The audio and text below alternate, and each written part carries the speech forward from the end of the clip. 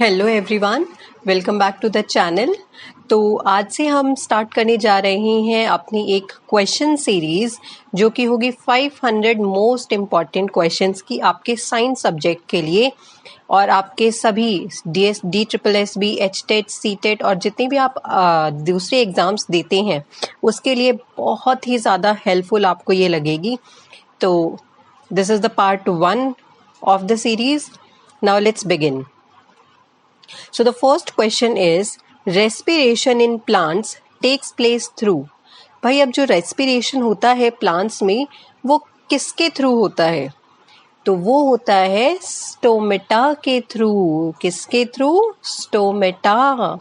देखो भाई लीव्स तो कुछ भी नहीं है ना, लीव्स के अंदर स्टोमेटा होता है। तो stomata are the tiny pores which are present in leaves. बहुत छोटे छोटे पोर्स होते हैं जिसके थ्रू जो हमारी प्लांट्स है वो रेस्पायर करते हैं। Let's move on to the next question. Consider the following statement. हमें ये स्टेटमेंट्स देखनी है और फिर उसमें से बताना है कि कौन सी करेक्ट है और कौन सी इनकरेक्ट है। तो respiration takes place both day and night. क्या रेस्पिरेशन दिन और रात दोनों टाइम होता है? Photosynthesis occurs during day time only. और ऑप्शन है हमारा A and B are correct और नीदर ए नॉर बी। तो अगर हम रेस्पिरेशन को देखें तो यस, रेस्पिरेशन दिन और रात, डे और नाइट टाइम दोनों टाइम होता है। This is correct. Photosynthesis occurs during day time only. Of course this is also correct. भाई फोटोसिंथेसिस के लिए प्लांट्स को सनलाइट की जरूरत होती है तो वो दिन में ही तो मिलेगी, यानी कि हमारा ऑप्शन आ जाता है C, both A and B are correct. Let's move on to the next question. The site of photosynthesis in the cells of a leaf is.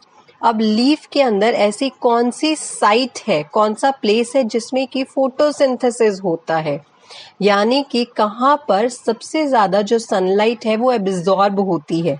तो वो होती है क्लोरोप्लास्ट। तो chloroplast is the site of photosynthesis in the cells of a leaf. Name the waste products secreted by plants. अब plants का waste product क्या है? भाई carbon dioxide. Carbon dioxide plant absorb करता है, बट कार्बन डाइऑक्साइड एक respiration का waste product है प्लांट्स के अंदर, यानी कि प्लांट्स जब रेस्पिरेशन करते हैं तो उसमें कार्बन डाइऑक्साइड को ही बाहर निकालते हैं। ऑक्सीजन फोटोसिंथेसिस का वेस्ट है जो कि हम यूज करते हैं, लेकिन वो प्लांट्स के लिए तो वेस्ट है। वाटर वेपर ट्रांसपिरेशन का वेस्ट है। That means option D is correct. All are correct. Let's move on to the next question. What is the process of intake of nutrients by an organism as well as the utilization of these nutrients? यानी कि हम उस process को क्या बोलेंगे जब एक organism nutrients का इनटेक करता है और फिर उन्हीं न्यूट्रिएंट्स को एक तरीके से अपनी एनर्जी के लिए यूटिलाइज करता है। तो इस तरह का जो प्रोसेस होता है उसको हम बोलते हैं nutrition. So nutrition is the process of intake of nutrients as well as its utilisation by the organism. Next question. The mode of nutrition in which an organism makes its own food from the simple inorganic material like carbon dioxide and water present in the surrounding. भाई वो कौन सा nutrition का mode है जब एक organism खुद से अपना खाना बनाता है, वो भी इनऑर्गेनिक मटेरियल से। और इनऑर्गेनिक मटेरियल से क्या मतलब है? यानी कि कार्बन डाइऑक्साइड और वाटर से। So this type of nutrition is called as autotrophic nutrition. Auto means self and trophic means nutrition, यानी कि जब वो खुद से अपना खाना बनाए, self nutrition. The next question is what is the composition of soap? भाई अब सोप की क्या कंपोजिशन है? क्या कुछ मिक्सअप होता है सोप के अंदर? Sodium salt with fatty acids, potassium salt with fatty acid, both A and B, और sodium and potassium salt mixed with chemicals. अब यहाँ पर हम देखें तो केमिकल्स का नाम इन्होंने नहीं लिखा है, ठीक है। तो हम आंसर वैसे भी है, जो आंसर है सोप की कंपोजिशन के लिए वो है हमारा sodium salt with fatty acids and potassium salt, that means option C, both A and B. Now what is detergent? अब डिटर्जेंट क्या होता है? It is a liquid surfactant, a liquid soluble, a liquid solvent, this is solvent, और a liquid solution।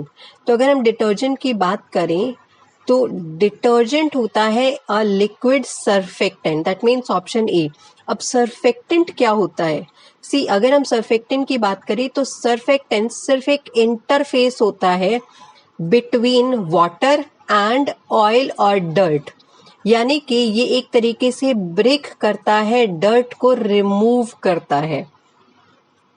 In amoeba the food is digested in the, अब amoeba में जो food जो engulf करता है अमीबा, उसको कहाँ पर डाइजेस्ट करता है? तो अमीबा फूड को डाइजेस्ट करता है फूड वैक्यूल के अंदर। आप सबको पता है अमीबा में की कोई भी शेप नहीं होती है, तो अमीबा के अंदर एक फूड वैक्यूल प्रेजेंट होता है और इसी फूड वैक्यूल के अंदर वो अपने खाने को डाइजेस्ट करता है। Next question, the contraction and expansion of movement of the walls of the food pipe is called. अब भाई फूड पाइप यानी कि हमारी जो ईसोफेगस है, तो ईसोफेगस के अंदर जब कॉन्ट्रैक्शन और एक्सपेंशन होता है तो उसको हम क्या कहते हैं? उसको हम बोलते हैं पेरिस्टाल्टिक मूवमेंट। दैट मीन्स एक तरफ से अगर आपने डाइजेशन का प्रोसेस देखा हुआ है तो एक तरफ से हमारा जो ईसोफेगस है वो कनेक्टेड होता है हमारे माउथ से और दूसरे एंड से हमारे स्टमक से कनेक्टेड होता है। और ये ईसोफेगस क्या फंक्शन होता है ईसोफेगस का? ईसोफेगस का सिर्फ फंक्शन है हमारे फूड को माउथ से स्टमक में पास ऑन करना, वो भी अपनी मसल्स को कॉन्ट्रैक्ट और रिलैक्स करके। इसीलिए यहाँ पर बोला गया है कॉन्ट्रैक्शन एंड एक्सपेंशन मूवमेंट। और अगर हम ईसोफेगस की बात करें तो इट हैज टू एंड्स, एक तो हो जाता है हमारे माउथ की तरफ और दूसरा हो जाता है हमारे स्टमक की तरफ।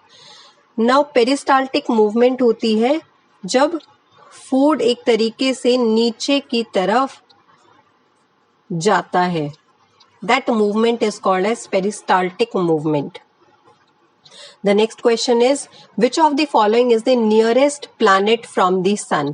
अब भाई सन से सबसे जो नियरेस्ट प्लैनेट है हमारे सोलर सिस्टम में, तो वो कौन सा प्लैनेट है? तो सबसे नियरेस्ट प्लैनेट है हमारा mercury. Mercury is the nearest planet. And the smallest planet of the solar system, सबसे छोटा प्लैनेट हमारा कौन सा है? तो यहाँ पर अगर हम अपने ऑप्शंस देख रहे हैं तो इन ऑप्शंस में मर्क्यूरी नहीं है, जबकि हमारा जो स्मॉलेस्ट प्लैनेट है, स्मॉलेस्ट प्लैनेट होता है हमारा Mercury. Let's move on to the next question, which of the planet is not included in our solar system? हमारे सोलर सिस्टम में इनमें से कौन सा प्लैनेट नहीं है? तो अगर हम देखें तो इनमें से हमारे पास फ्लोरिडा नहीं है, तो Florida is not a planet of solar system. Next question, when a few drops of iodine solution are added to rice water, the solution turns blue black in colour. अब एक राइस के solution में, आप सबको पता है कि rice is a carbohydrate. Carbohydrate में जब भी हम एक सॉल्यूशन डालते हैं जो कि उसको टर्न कर देता है ब्लू ब्लैक में, तो ये क्या इंडिकेट करता है? जब हम आयोडीन सॉल्यूशन डालते हैं तो ये इंडिकेट करता है कि हमारे सॉल्यूशन, हमारे राइस के अंदर स्टार्च प्रेजेंट है। तो स्टार्च को टेस्ट करने के लिए हम आयोडीन सॉल्यूशन का यूज करते हैं। और अगर आप राइस ना लेकर आप पोटैटो भी लेंगे, पोटैटो भी एक कार्बोहाइड्रेट है। और इसी के साथ एंड करते हैं आज के पार्ट 1 को। Thank you so much. Do like, share and subscribe the